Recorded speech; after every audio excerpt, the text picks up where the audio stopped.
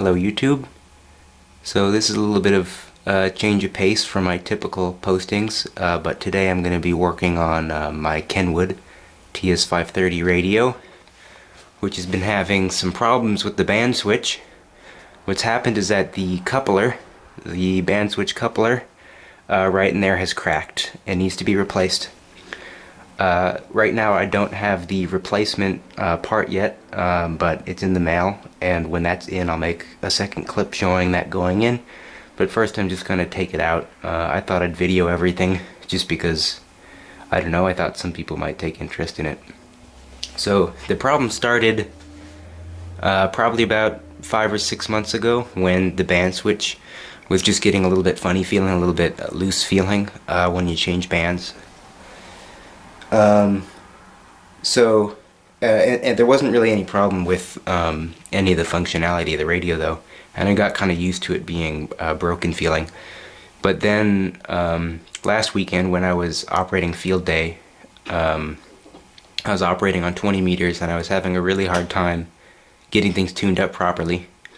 I was having to turn the plate just in a really unusual position to get it to tune up to 100 watts.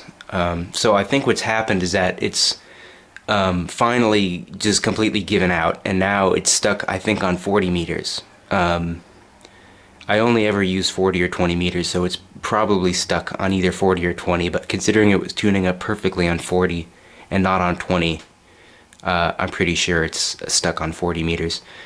My first reaction was actually that the tubes were probably going soft since I just become so used to the Bandswitch not feeling right. But then I was looking around on the internet, and I've ordered parts before from K4EAA.com. He sells some Kenwood replacement parts, the hard to find parts. That's where I got the extra brass coupler. This is plastic, so I ordered a brass coupler that should probably last forever. Anyway, when I was looking around on his website, just looking at the symptoms, it just seemed most obvious that the Bandswitch coupler was the problem. Anyway, so let's get to taking it out. So as you can see, I've got everything taken apart already. I had to take the top and the bottom cover off. I didn't anticipate having to take the bottom cover off, but there are 2 screws here to get the high voltage box open, and the lower cover was getting in the way of that, so I did have to take everything apart. The one thing that you have to do whenever you're working in the high voltage box is you have to discharge it. So basically all I did, just following the instructions, is I take a screwdriver with an alligator clip on it. It has to be an insulated screwdriver. You can't have a metal handled screwdriver because you'll probably kill yourself. And you just clip it onto the case, and what you do is you just discharge it at the top of this screw. And this radio had been sitting for about a week without being turned on, so there actually wasn't a spark. There are some bleeder resistors that are supposed to discharge things slowly, so I don't think there was actually any high voltage present when I did that, but it is just a good precaution to take. The only part you have to remove to get access to the coupler is just this drive tube here, so you just have to take the little cap off and pull the tube out. So what on the website he said to set it to 1.5 megahertz first. That's where you have access to the first pair of set screws. So I'm just gonna give that a little bit of a loosen. They don't feel tight.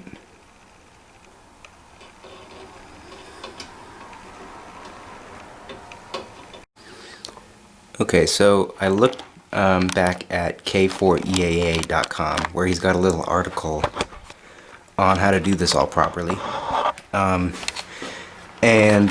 So one of the issues is that we've got all the coils right here, which are very easy to damage.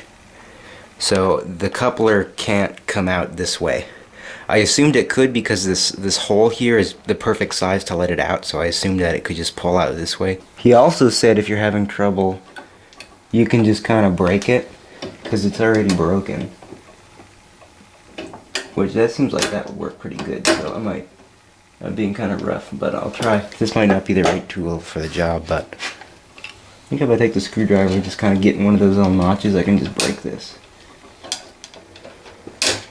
Okay, that worked pretty well.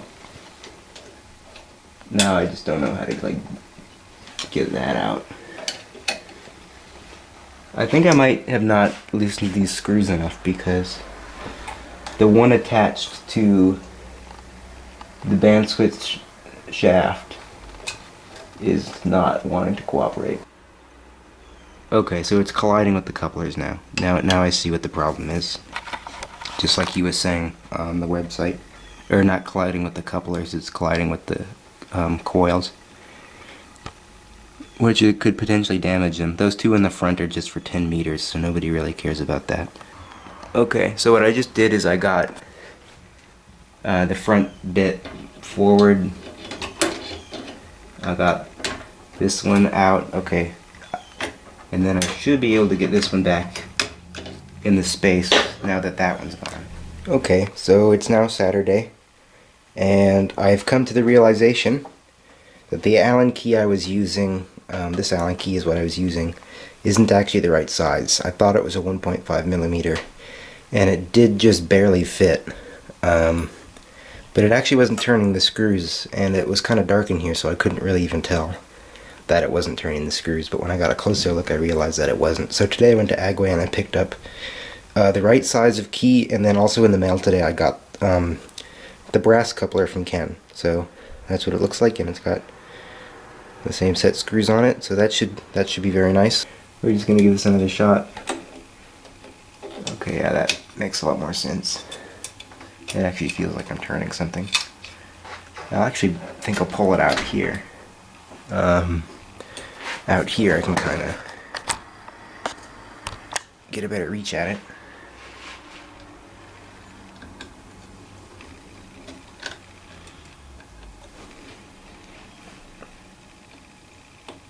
They didn't have any Allen keys with long handles at Agway in this size, so I don't know if that's something that you can really get at an ordinary hardware store, but okay, yeah, that just comes right out.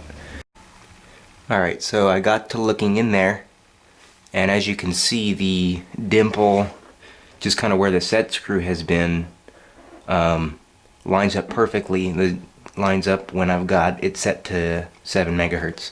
So this did definitely break into the 40 meter position, which is why it was tuning up properly on that band. So now I'm just going to try and slip it back into place. I think on the website he had some kind of procedure for making sure that this shaft lines up with that shaft on the right band, but I'm pretty certain that it did break on 40 meters, so I'm not going to bother looking back at that.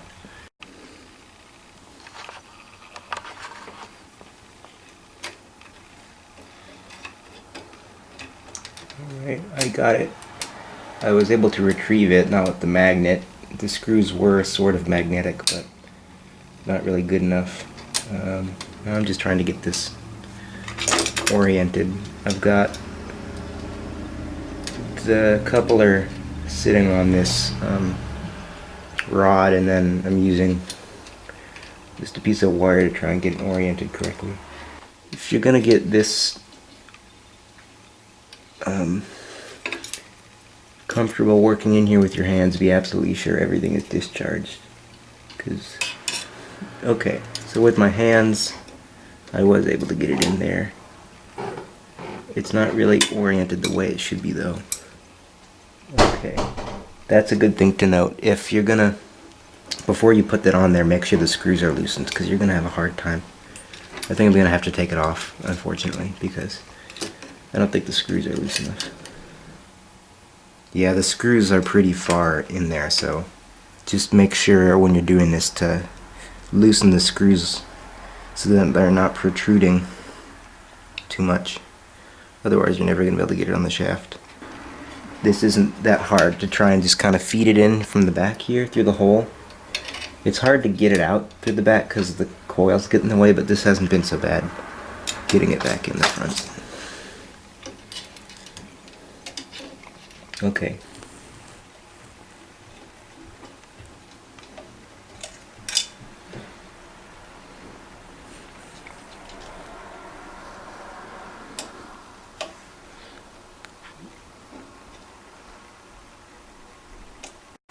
Okay, so I think I got everything tightened down properly, and now it very satisfyingly clunks into the right position. So I think everything is good. I'll just gonna give it a tune-up and see if it tunes it properly on the right band. If it doesn't, then I know it's not set to the right band back here, but I think we should be good. Okay, so I'm set up on the back porch with the buddy stick antenna set up to 20 meters, and then I've got my antenna tuner just so we can look at the output, and everything is set up on pretty normal settings. Previously I had to turn the plate like all the way over there to get it to work, because as I said it was stuck in 40 meters, but I'm on 20 meters here. And I'm getting a full 100 watt output in CW mode with pretty good SWR, but that's not really relevant. So that's all working fine. The one issue here is that if I clunk the switch, you know, right in the middle, the display doesn't come on because nothing in the front end is working. So I have to kind of tweak that. So it's not really lined, the front end and the back end switch aren't really lined up. So I'm gonna have to take it apart again and fix it. But otherwise it pretty much works. The repair did what it was supposed to do. Okay, well, thanks for watching.